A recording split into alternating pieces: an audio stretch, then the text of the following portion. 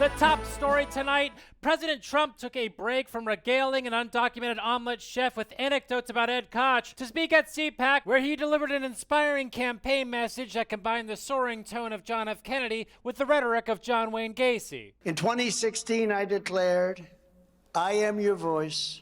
Today I add, I am your warrior. I am your justice. And for those who have been wronged and betrayed, I am your retribution. I am your retribution. After the speech, the news media dutifully fought back with a proven tactic for stopping Trump's fascist scramble for power, saying he fibbed. It had conspiracy theories, it had some lies. 24 lies. Trump lies. More lies. The big lie. Lies, disinformation, Fabrication. Absolute fiction. Half-truths, lies, and some absolute whoppers. The media there looking out upon the lawless plains of American politics and boldly pointing out that Cheetah didn't stop when the referee blew his whistle.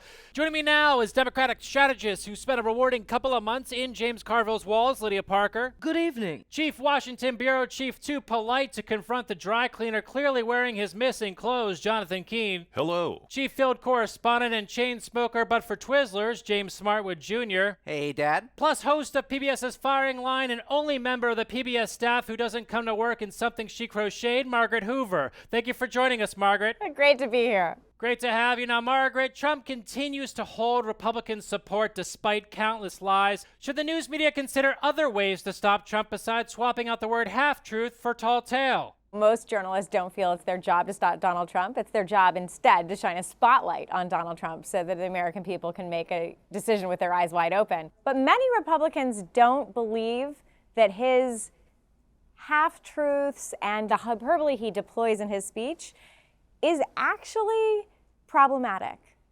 And they take it with a grain of salt and as part of a grain of truth in a larger battle, I would say, that he is fighting on their behalf. Well, look, in Jim Acosta's defense, when it comes to elections, votes don't count nearly as much as truth points. Exactly. Republicans don't want the guy they elect to snuff out their scapegoats to be some kind of liar. And good for Democrats for not campaigning on lies and instead promising sweeping policy reform that they will only half attempt to barely fulfill. We need to call out Trump's lies, which is why I've been keeping a tally since 2016. I'm up to over 40,000. Keene, your family and I have actually been meaning to talk to you about this. We love you very much, but we think you have a fact-checking problem. I mean, sure, it feels good in the short term, but in the long term, you're making a fool of yourself, pal. Okay, whatever. You all fact-check too. Yeah, socially. I can stop fact-check whenever I want, just like Trump said he'd stop the deficit from rising, but he added more than President Obama. Keene,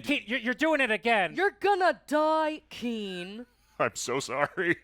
I need help. Now, meanwhile, over at Fox News, Tucker Carlson finally got his turn to nod the spineless carcass of Kevin McCarthy left behind by the Freedom Caucus and came away with the juicy January 6th security footage he was promised. They were peaceful, they were orderly and meek. These were not insurrectionists, they were sightseers. Footage from inside the Capitol overturns the story you've heard about January 6th. They give each other tours outside the Speaker's office. They're not destroying the Capitol. They obviously revere the Capitol. Yes, they were just sightseers. They just wanted to pose for a nice photo of their waist inside Nancy Pelosi's credenza. Margaret, in addition to Rupert Murdoch-owned Fox News, January 6th was also downplayed in the Rupert Murdoch-owned New York Post. Is this January 6th revisionism Murdoch's way of winning back the MAGA viewers Murdoch alienated when the Dominion lawsuit showed he did not, in fact, believe Trump won all 78 states? Yeah, I mean, what we very clearly saw in that Dominion motion for summary judgment was the fact that Fox News knew they were not telling the truth to their viewers, but continued to do it because they wanted to win them back. They saw a precipitous decline after they called Arizona for Joe Biden and recognized that in order to, quote, respect their viewers, end quote, they needed to lie to them in order to get them back. Is everything okay? Yeah, there was a background noise here that was pretty loud. So probably another Trump lie if I had a guess. Keen, Jesus. The lie made the noise? I don't know. I have to check. Keen, you're sick. Meanwhile, Republican governor and charm sinkhole Ron DeSantis is touring the country to promote his new book, The Courage to Be Free, which the New York Times panned, saying it's courageously free of anything that resembles charisma or a discernible sense of humor. But let's not forget the real victims of Ron DeSantis' The Courage to Be Free, not just the readers, but the trees that died for that book to live. We reckon with that tragedy in our first Big News Truth and Reconciliation hearing, the trees harmed by Ron DeSantis' stupid book. Let's call our first witness, Dr. Walt McPhail, tree farmer and chairman of the South Carolina Forestry Commission. Walt, are you there? Yes, sir. Well, thank you so much for joining us, Walt, and lending your expertise. Now, let's say a publisher printed 250,000 copies of a 288-page book. How many trees would it take, in your estimation, to make those books? What we've got, if you take, for example, a 8 to 10 inch diameter pine tree, which is basically the size of a power pole, that will make about 25 to 30 books. Oh, wow. Okay, wow. And we're talking about 250,000 here.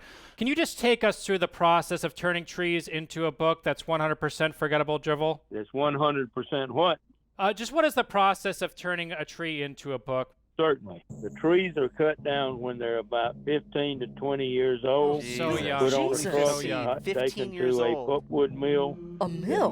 Grinds them up. Oh, my and Lord. goes through a digestive process. Oh, God. Then it's going through a paper machine. This paper machine is about 250 feet long, and out comes big rolls of paper. Oh, the brutality. And sent to the publishers. Wow. Okay. Now, has a tree ever cut itself down preemptively just to get ahead of it? Tree suicide. A tree does not feel pain, and the tree is not going to cut itself down. That's not a very good question. They're not even that people does to him. not happen. Well, it's all devastating, but we need to confront this darkness so we don't have a sequel entitled The Freedom of Courage or some crap. But let's take a moment of silent reflection as I read the names of the trees we lost to this act of evil. Rick Michelson, Sarah Jacobs, Frank Hallworthy, Patty Lou, Daniel Mason, Thomas Big Tom Langenbrunner, and like 10,000 others. You are all pulped but not forgotten. Amen.